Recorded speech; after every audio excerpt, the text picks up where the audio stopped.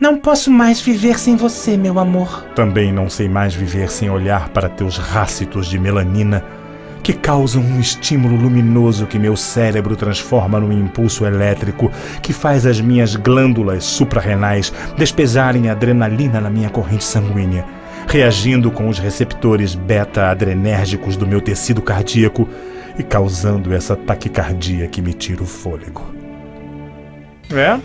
Ele anda estudando bioquímica demais. Aliás, esse é o assunto do programa de hoje.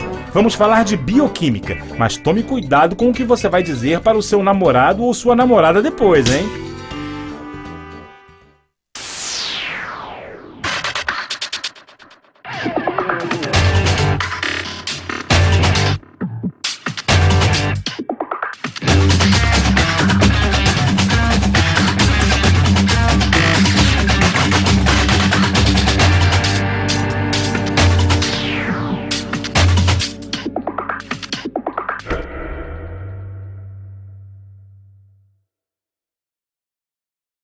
A bioquímica é uma ciência multidisciplinar que mistura aspectos da química e da biologia no estudo dos processos químicos em organismos vivos. Os estudos desses processos vêm de mais de 400 anos atrás, mas só na virada do século XIX para o XX é que o termo bioquímica passou a ser utilizado. Desde então, tudo andou muito rápido com essa ciência. A partir dos estudos bioquímicos, o homem foi capaz de entender os processos dentro do corpo humano nos mínimos detalhes. Para isso, a bioquímica trabalha principalmente com 4 tipos de compostos orgânicos. E os atores desse espetáculo são os carboidratos, lipídios, ácidos nucleicos e, claro, as proteínas, que são as grandes estrelas do programa de hoje. Proteínas são compostos orgânicos formados por aminoácidos em grandes cadeias que chamamos de macromoléculas. As proteínas são fundamentais em quase todos os processos celulares. As enzimas, por exemplo, são proteínas com a função de catalisar a maioria das reações químicas nos organismos vivos. Isso quer dizer que elas são vitais para o metabolismo do corpo humano. Ser ou não ser uma usina de reações químicas? Eis a questão. Mas peraí, quer dizer que eu enxergo, falo, como, sinto o cheiro e ouço por causa de reações químicas? É por aí. Todas as ações do nosso organismo são comandadas pelo sistema nervoso através de impulsos elétricos e substâncias que chamamos de neurotransmissores. A energia necessária para a contração muscular é obtida através da oxidação de lipídios e carboidratos. E quem comanda tudo isso é o sistema nervoso. Essas reações produzem o ATP, ou adenosina trifosfato, que é uma enzima responsável pelo armazenamento de energia química dentro das células. O ATP é a moeda energética do metabolismo humano. O músculo mais importante do corpo é o coração, responsável por bombear o sangue através do sistema circulatório. O lado direito do coração coleta o sangue das veias, cheio de gás carbônico, e joga esse sangue para os pulmões. Nos pulmões, o oxigênio inspirado passa para o sangue através de um processo chamado difusão. E pelo mesmo processo, o gás carbônico deixa o sangue para ser expirado. O sangue oxigenado é transportado pelas artérias para o lado esquerdo do coração. O coração então bombeia o sangue de volta para todos os órgãos e tecidos do corpo que usam o oxigênio para produzir energia, como vimos antes. Ok, mas se esses gases tão importantes são levados pra lá e pra cá pelo sangue, não é bom saber como acontece esse transporte? Com certeza, Kika. O sangue transporta substâncias necessárias para o metabolismo. No sangue encontramos outra proteína fundamental para o corpo, que é a hemoglobina. A hemoglobina é uma grande molécula que contém ferro. O oxigênio se liga ao ferro da hemoglobina, que circula pela corrente sanguínea, carregando o oxigênio para todas as células do corpo. O sangue é como uma estrada por onde circulam nutrientes, hormônios, anticorpos e escórias para chegarem e saírem dos órgãos e tecidos. Toda essa movimentação é feita através de interações químicas e físicas entre as diversas moléculas do sangue e as moléculas dessas substâncias. Entendi. Você tá me dizendo que esse pedaço de pizza vai andar pra lá e pra cá dentro do meu corpo através do sangue? De certa forma, sim. Mas antes ele vai ser quebrado em minúsculos pedaços, em moléculas, e cada uma delas vai chegar ao sangue de formas diferentes. Por exemplo, a massa da pizza começa a ser digerida ainda na boca por causa da reação química entre uma enzima presente na saliva e o amido da massa. Depois, os músculos do sistema digestivo vão empurrar o alimento para o estômago através de contrações causadas por impulsos elétricos comandados pelo sistema nervoso. No estômago, o suco gástrico vai envolver o alimento e começar a separação. O ácido clorídrico presente no suco gástrico proporciona o meio ácido que é ideal para a atuação das enzimas do estômago. Uma delas é a pepsina, que vai desdobrar as proteínas dessa calabresa da sua pizza em pequenas moléculas de aminoácidos que podem ser absorvidas mais facilmente. Depois, esse alimento atravessa o duodeno, onde recebe os sucos intestinais e o suco pancreático, também ricos em enzimas. Essas enzimas catalisam as reações químicas que vão quebrar os nutrientes em partes menores, como aminoácidos e glicose.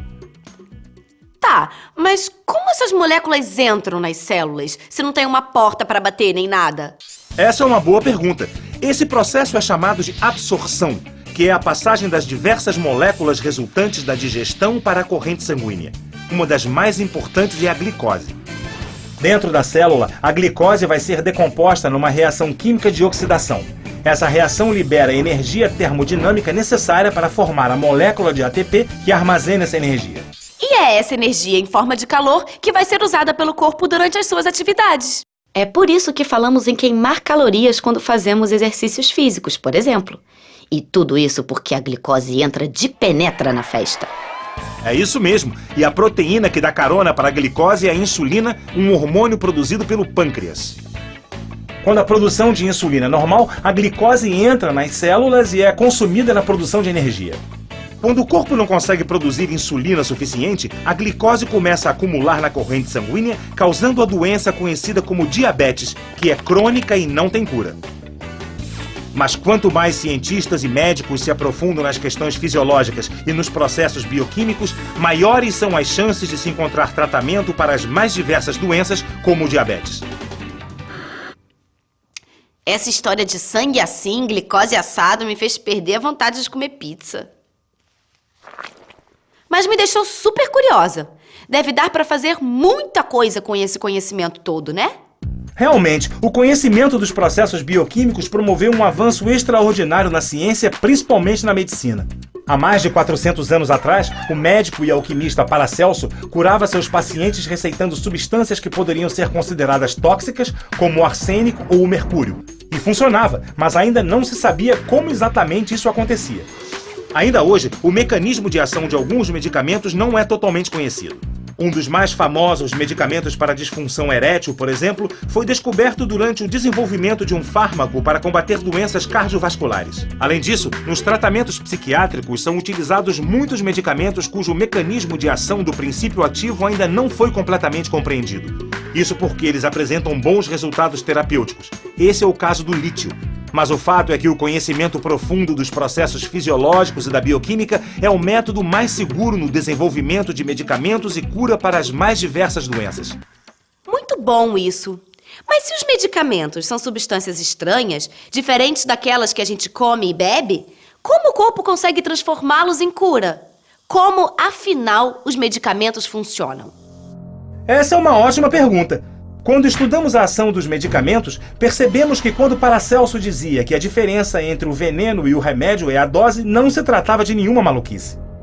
A dose da medicação é importante, porque se você toma remédio de menos, esse efeito, o efeito terapêutico que a gente fala, que é o efeito esperado, ele não é alcançado. E se você toma demais, toda a droga, ela tem um efeito adverso, ou seja, aquele efeito que você não deseja que ela tenha. Todos os medicamentos são tomados, ingeridos, digeridos e depois absorvidos para irem ser metabolizados no fígado. Quando a droga chega no fígado, ela é processada por um grupo de enzimas. O médico não pode só sair prescrevendo as pessoas tomando medicação de maneira aleatória, porque tudo que a gente toma, ela tem ação cinética, eles vão interagir um com o outro.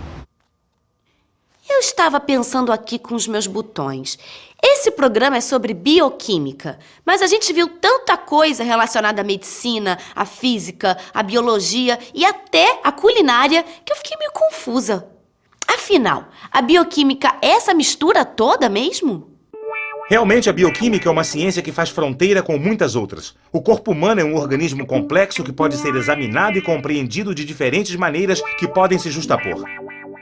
Então, quando falamos que a bioquímica se mistura à biofísica, à biologia, à medicina e até à culinária, é porque todas elas são partes de um mesmo todo, que é o estudo dos seres vivos em detalhes. E a gente não deve esquecer que o todo é sempre mais do que a soma das partes. No programa de hoje, entendemos que a bioquímica é a ciência que estuda os processos químicos dentro dos organismos vivos. Vimos como os principais componentes estudados pelos bioquímicos estão presentes em quase todos os processos químicos dentro do corpo humano. Falamos sobre a importância das proteínas no metabolismo humano e sobre a função delas em algumas doenças e tratamentos. E, acima de tudo, entendemos como a bioquímica é uma parte fundamental de um todo bastante complexo, que são os estudos dos organismos vivos e principalmente do corpo humano. Aprendemos que a partir do estudo minucioso de cada detalhe do organismo, a bioquímica pode contribuir para que a gente tenha mais ferramentas de combate às doenças e mais informações sobre o funcionamento do nosso próprio corpo. Isso significa uma vida cada vez mais saudável.